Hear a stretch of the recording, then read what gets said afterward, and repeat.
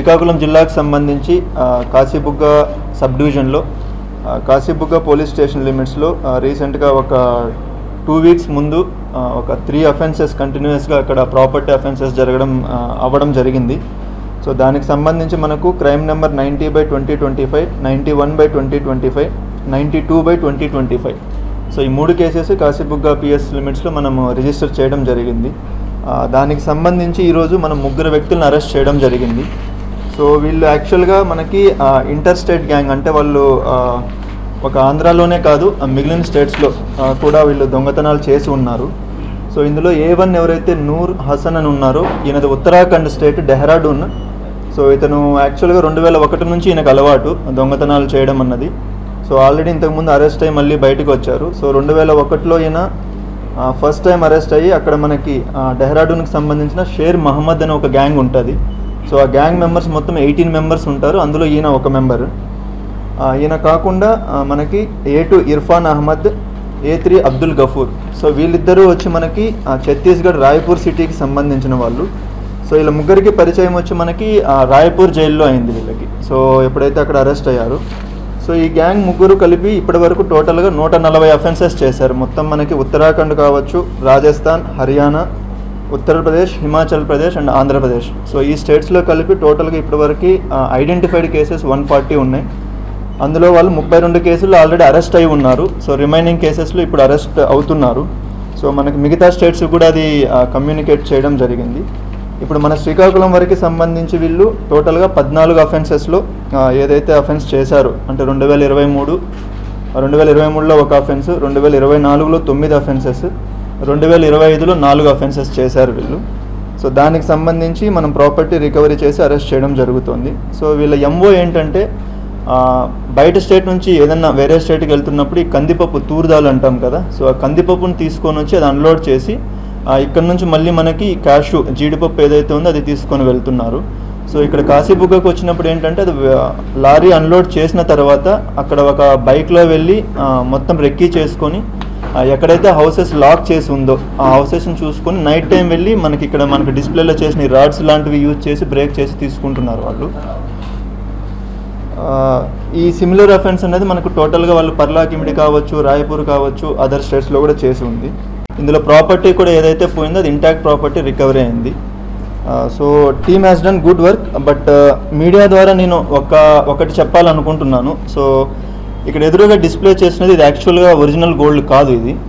So ఇది మనం తెలుగులో గిల్ట్ నగలు అంటాం కదా, సో దానికి సంబంధించింది.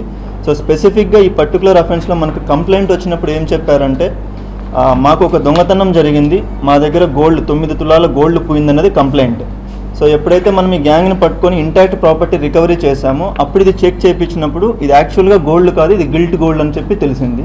సో మనం కంప్లైంట్ని క్రాస్ చేసినప్పుడు దెన్ వాళ్ళు అగ్రి అవుతారు. సో మేము ఇది గిల్ట్ నగలే, మేము కంప్లైంట్ ఇట్లా ఇచ్చామని చెప్పి చెప్తారు. సో దానికి సంబంధించి మన రిక్వెస్ట్ ఏంటంటే అలా చేయడం అన్నది మనకు కొంచెం ప్రాబ్లమ్స్ అనేది క్రియేట్ చేస్తుంది. ఎందుకంటే ప్రాపర్టీ రికవరీస్లో కావచ్చు, లేదంటే వేరే లీగల్ కాంప్లికేషన్స్ కావచ్చు, కొన్ని క్రియేట్ అవుతున్నాయి. ద అదర్ అఫెన్స్ ఆల్సో ఈ 90/25 అఫెన్స్ ఏదైతే ఉందో వీళ్ళు సిల్వర్ 10 కిలోలు పోయిందని చెప్పి కంప్లైంట్ ఇస్తారు. బట్ యాక్చువల్గా పోయిందైతే 3 కిలోసే. సో పోయిన దానికన్నా ఎక్కువ ప్రాపర్టీ పోయిందని చెప్పి కంప్లైంట్ ఇవ్వడం. సో ఇది కూడా మనం కంప్లైంట్స్ తోటి మాట్లాడినప్పుడు వాళ్ళు కూడా అగ్రి అవుతారు. సో వాళ్ళను కూడా మనం మెజిస్ట్రేట్ దగ్గరికి తీసుకొని వెళ్ళి లీగల్ ప్రొసీజర్ ప్రకారం అవన్నీ చేయడం జరిగింది. సో మీడియా ద్వారా పబ్లిక్కి మన రిక్వెస్ట్ ఏంటంటే ఏదైనా దొంగతనం జరిగినప్పుడు యాక్చువల్గా మనకి ఏ దొంగతనం అయితే జరిగిందో అది చెప్తే మనకు కొంచెం ఈజీగా ఉంటుంది పోలీస్ సైడ్ నుంచి కూడా. అండ్ వాటిని ఏదైనా మనం దొంగలను పట్టుకున్నప్పుడు కానీ రికవరీ చేయడం కానీ ఈజీగా ఉంటుంది. సో ఎవరిని ఇబ్బంది పెట్టాలని కాదు, కానీ బట్ ఇలా చేసినప్పుడు మాత్రం మనకి చట్ట ప్రకారం కంప్లైంట్స్ పైన కూడా మనం చర్యలు తీసుకోవచ్చు. ఫర్ ఎగ్జాంపుల్ పాత IPC అయితే 182 సెక్షన్ ఉంటుంది. అండ్ కొత్త BNS చట్టం ప్రకారం మనకి section 212, section 217 and other sections are there.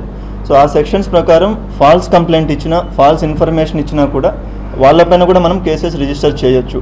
So మనకి పబ్లిక్కి రిక్వెస్ట్ ఏంటంటే ఏదన్నా ఒక అఫెన్స్ జరిగినప్పుడు అక్కడ నిజంగా ఏం జరిగిందో అది చెప్పండి. సో దట్ మన పోలీస్ వైపు నుంచి కూడా 100% దానికి ఎఫర్ట్స్ పెట్టి దాన్ని ట్రేస్ చేయడం అనేది జరుగుతుంది. సో ఇందులో యాక్చువల్గా అయితే 1 గ్రామ్ గోల్డే పోయింది. పోయింది 1 గ్రాము. ఇది కూడా 1 గ్రామ్ గోల్డ్ అనే అంటారు ఇక్కడ లోకల్గా శ్రీకాకుళంలో. సో వాళ్ళు చెప్పిన 9 తులాస్ కంప్లీట్గా గిల్ట్ గోల్డే. సో కంప్లీట్గా గోల్డే పోయింది. సో యాక్చువల్ గోల్డ్ పోయింది 1 గ్రామే. 9 తులాలు గోల్డ్ అని ఒకరు చెప్పారు ఒక కంప్లైంట్లో. సో అది కంప్లీట్గా గోల్డ్ అసలు ఏం పోలేదు. ఇంకొక కేసులో 10 కిలోస్ సిల్వర్ పోయింది అని చెప్పారు, యాక్చువల్గా పోయింది 3 కిలోస్ సిల్వర్. సో అదే చెప్పాను కదా, మనకి మ్యాజిస్ట్రేట్ దగ్గర ప్రొడ్యూస్ చేశాము, 164 స్టేట్మెంట్ చేయించాము. అండ్ బిఎన్ఎస్ ప్రకారం section 212 and section 217 and other sections కూడా ఉన్నాయి. సో వాటి ప్రకారం కేసెస్ కూడా రిజిస్టర్ చేయడం అనేది జరుగుతుంది. ఇంతనే డ్రైవర్, వెహికల్ డ్రైవర్, లారీకి డ్రైవరు. సో అక్కడ నుంచి కందిపప్పు ఇలాంటి లోడ్ తీసుకొని వచ్చి ఇక్కడ అన్లోడ్ చేస్తారు, ఇక్కడ నుంచి జీడిపప్పు అనేది తీసుకెళ్ళడం జరుగుతుంది. సో వీళ్ళకి 2021 నుంచి అలవాటు ఉంది. ఆల్రెడీ 32 కేసులు ఛత్తీస్గఢ్లో ఒకసారి అండ్ ఉత్తరాఖండ్లో ఒకసారి అరెస్ట్ అయ్యారు. వీళ్ళందరికీ హెడ్ వచ్చేసి మనకి షేర్ మహమ్మద్ అన్న పర్సన్, ఆయన డెహ్రాడూన్ ఉత్తరాఖండ్లో ఉంటారు. సో ఈ ఇన్ఫర్మేషన్ అంతా కూడా మనం అక్కడ పోలీసుకి కూడా కమ్యూనికేట్ చేయడం జరిగింది. సో వాళ్ళు కూడా వీళ్ళని పీటీ వారెంట్స్ కనెక్ట్ చేసి తీసుకొని వెళ్తారు. లోకల్గా వీళ్ళకి ఎవరు లేదండి, వీళ్ళే రెక్కీ చేసుకొని చేస్తారు.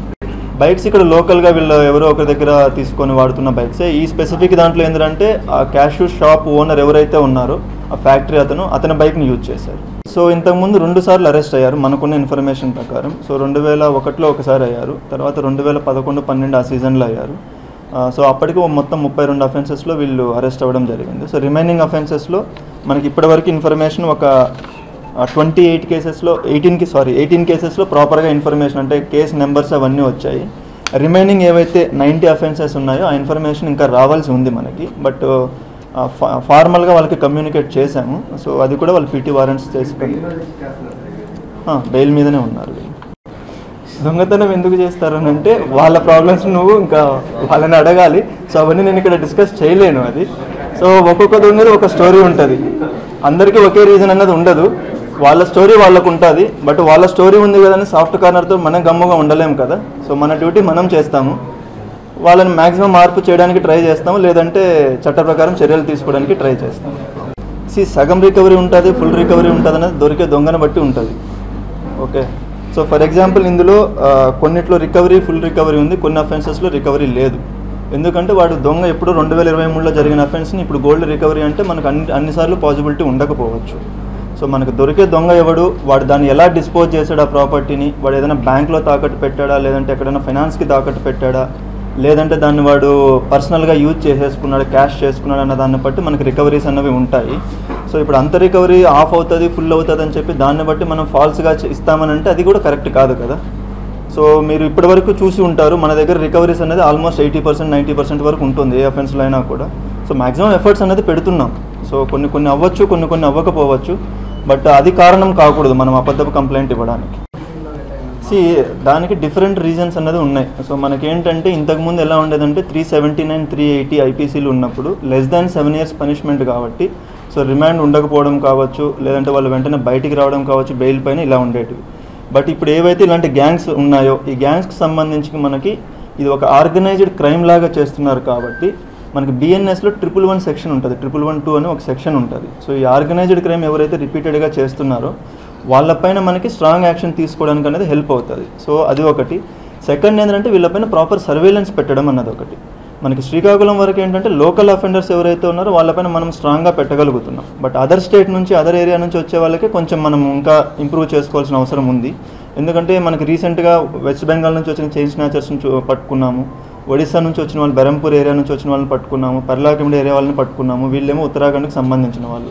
సో బయట స్టేట్ నుంచి వస్తున్న ప్రతి ఒక్కరిని మనకి ఇక్కడ మానిటరింగ్ చేయడం అనేది ఇంకా కొంచెం ఇంప్రూవ్ చేసుకోవాలి. సో దానికి సంబంధించి అదర్ స్టేట్స్ నుంచి మనం ఇన్ఫర్మేషన్ అనేది గ్యాదర్ చేస్తున్నాం. అంటే వాళ్ళ దగ్గర ఉన్న ఫింగర్ ప్రింట్స్ కావచ్చు, వాళ్ళ దగ్గర ఉన్న ఈ పాత అఫెండర్స్ లిస్ట్ కావచ్చు, అది మన దగ్గర ఇప్పటి వరకు లేదు. సో లాస్ట్ 3 months నుంచి అది తీసుకుంటున్నాము.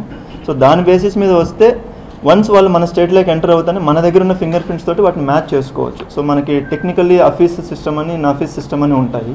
సో వాటితోటి మ్యాచ్ చేసుకోవడం అండ్ ఇలాంటి వాళ్ళు ఎవరైతే ఇక్కడికి వచ్చి ఉంటున్నారో మనకి ఆ ఇన్ఫర్మేషన్ అనేది ప్రాపర్గా తెచ్చుకోవాలి. అంటే మనకు పబ్లిక్ ఇవ్వడం కావచ్చు, లేదా పోలీస్ వాళ్ళంతటి వాళ్ళు తెలుసుకోవడం కావచ్చు. ఆ ఆస్పెక్ట్ అనేది కొంచెం మనము ఇంకా ప్రాపర్గా లేదన్నది ఫ్యాక్ట్ అది. సో అది మనము ఒక 2-3 monthsలో అది కంప్లీట్గా అడ్రస్ చేస్తాం.